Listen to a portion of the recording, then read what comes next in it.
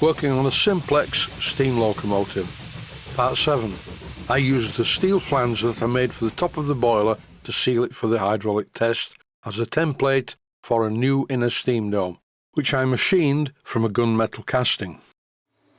The clip that's currently on screen shows me machining the flange. This was the flange that I made for the hydraulic pressure test, to block up the large hole in the centre of the boiler where the inner steam dome is going to fit.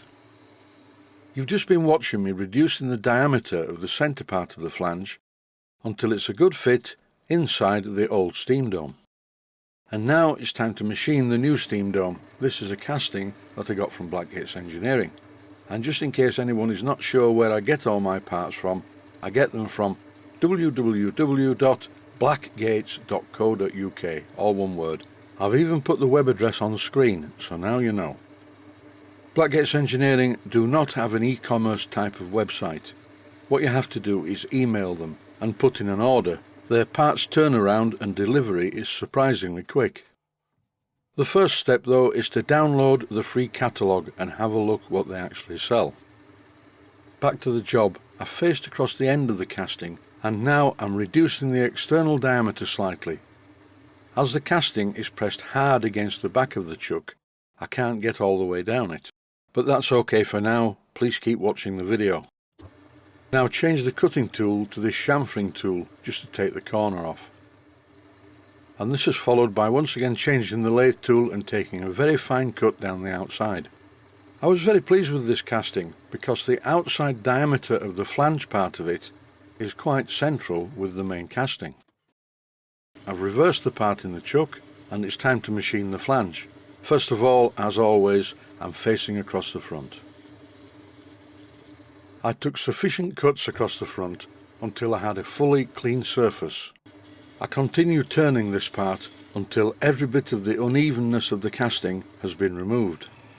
For the next job I need to change the position of the camera. I'm boring down the inside of the steam dome using a boring tool, and the diameter of this hole in the centre of the steam dome is critical.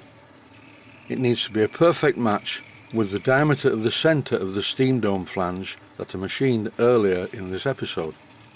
Although it doesn't appear obvious, I've set the length of the boring tool so that when it's all the way in the casting, it doesn't quite touch the top of it on the inside. The only reason I'm machining all the way in is because the pipe that sticks up from the regulator tube is not in the middle. If the pipe was exactly in the middle of the hole in the boiler, I could leave the internal part of this steam dome casting just as it was cast. In no time at all, I've bored enough out of the centre of the casting so that this happens. The register of the steel flange is a really good fit in the casting. In this clip I'm just removing the inner sharp edge. It's just a health and safety thing. It's always a good idea to remove sharp edges.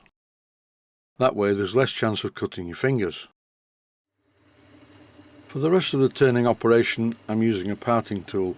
Because the parting tool is quite thin and springy, I'm taking very fine cuts. This will give a nice flat surface on the top side of the steam dome's flange, so that when all the bolts are fitted, they've got something firm and square to bear down on. Once I'd machined the area around the flange with the parting tool, I traversed it longitudinally to cut the rest of it to the same diameter as the part that I machined earlier. The last part of this job is just to touch the edges with a file, once again to remove any sharp corners. Here's the story so far.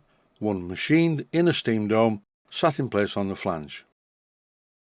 There's plenty of room inside the flange to not restrict the flow of steam down the pipe, into the regulator and then into the cylinders.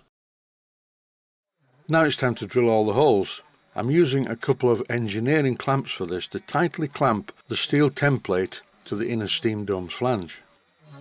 And by using these proper engineering clamps, the part will not move while I drill all the holes all the way through. I'm just using my Proxxon motor tool for this. It's a great little machine, fully rechargeable, the battery lasts ages, and it's fitted with an almost new twist drill bit. And because this video clip is speeded up, I've drilled every hole through the flange on the steam dome in record time. Now comes the cleanup part. Once again, 400 grit wet-to-dry sandpaper, and I'm rubbing the steam dome on this wet-to-dry sandpaper just to clean up the mating face. It's probably a good idea to use a surface plate for this job, but my bench is flat enough in this area. Now it's time to bolt the steam dome down to the flange. This time I'm using some steel bolts. I'm still using the brass nuts though, and I'm also using some washers underneath them. And to the viewer who commented about cathodic corrosion on steel bolts against brass against gunmetal, I don't think these bolts are going to dissolve or corrode in the next few weeks.